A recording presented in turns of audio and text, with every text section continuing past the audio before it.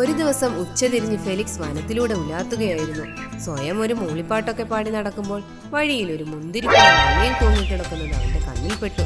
കുറച്ചു ഉയരത്തിൽ എന്നാൽ കയ്യെത്തും ദൂരത്ത് നിൽക്കുന്ന കടും പർപ്പിൾ നിറം കലർന്ന മുന്തിരി കണ്ട് ഫെലിക്സിന്റെ വായിൽ വെള്ളമൂറി.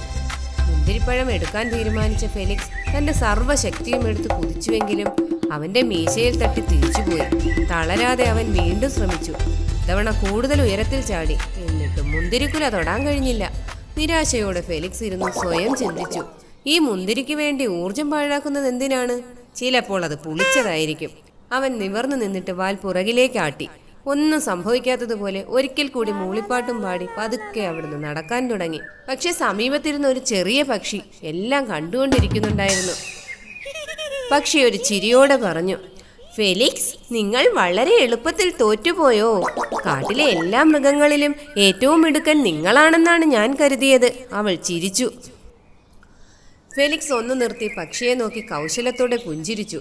എന്നിട്ട് മനസ്സിൽ പറഞ്ഞു, എടി നാറി, എല്ലാം ഒളിച്ചു നിന്നു കാണുകയായിരുന്നു അല്ലേ? എൻ്റെ കയ്യിൽ നിന്നെ ഇപ്പോൾ കിട്ടിയാൽ നിന്നെ ഫ്രൈ ആക്കി അകത്താക്കും. എന്നിട്ട് കുഞ്ഞിക്കിളി കേൾക്കെ പറഞ്ഞു, അയ്യോ കുഞ്ഞിക്കിളി, ഞാൻ കൈവിട്ടിട്ടില്ല. ഞാനൊരു അടിപൊളി ഐഡിയ ആലോചിക്കുകയായിരുന്നു. ഞാൻ ഇപ്പോൾ വരാമെന്നും പറഞ്ഞ് ഫെലിക്സ് കാടിന്റെ ഉള്ളിലേക്ക് ഓടി. അവൾ എല്ലാവരോടും പറഞ്ഞു നാട്ടിക്കുന്നതിന് മുമ്പേ എങ്ങനെയെങ്കിലും ആ മുന്തിരി പറിക്കണം. അവിടെ മരങ്ങളിൽ തൂങ്ങിക്കിടക്കുന്ന നീളമുള്ളതും ഉറപ്പുള്ളതുമായ വള്ളികൾ കണ്ടെത്തി മുറിച്ചെടുത്തു. മുന്തിരി തൂങ്ങിക്കിടക്കുന്നിടത്തേക്ക് ഓടി വന്നു. അപ്പോഴും കുഞ്ഞിക്കിളി അവനെ നോക്കി അവിടെ ഇരിപ്പുണ്ടായിരുന്നു. അതുകൊണ്ട് ഫെലിക്സിന്റെ മനസ്സിൽ, ഇതും കൂടി നടന്നില്ലെങ്കിൽ ഇവൾ കാട് മൊത്തം പാട്ടാക്കും. പിന്നെ ഈ പഞ്ചായത്തിൽ ജീവിക്കാനൊക്കില്ല. എൻ്റെ മുത്തപ്പ കാത്തോളണേ എന്നും പറഞ്ഞു കയ്യിലിരുന്ന വള്ളി എറിഞ്ഞ് മുന്തിരി വള്ളികളിൽ ചുറ്റിച്ചു. പതുക്കെ അത് വലിച്ചു താഴ്ത്തി മുന്തിരി പറിച്ചു. കുഞ്ഞിക്കിളി അത്ഭുതത്തോടെ നോക്കിയിരുന്നു. എന്നിട്ട് പറഞ്ഞു, ഞാൻ വിചാരിച്ചതിലും മിടുക്കനാണ് നീ. ഫെലിക്സ് കണ്ണിറുക്കി സന്തോഷത്തോടെ മധുരമുള്ള മുന്തിരിപ്പഴം നുണഞ്ഞുകൊണ്ട് നടന്നു.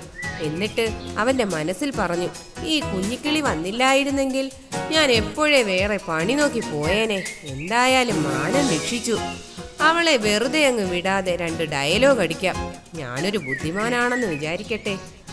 ഓർക്കുക കുഞ്ഞിക്കിളി, ചിലപ്പോൾ നിങ്ങൾ എത്ര ഉയരത്തിൽ ചാടാൻ കഴിയുമെന്നല്ല, നിങ്ങൾക്ക് എത്ര സമർത്ഥമായി ചിന്തിക്കാൻ കഴിയും എന്നതിലാണ് വിജയം.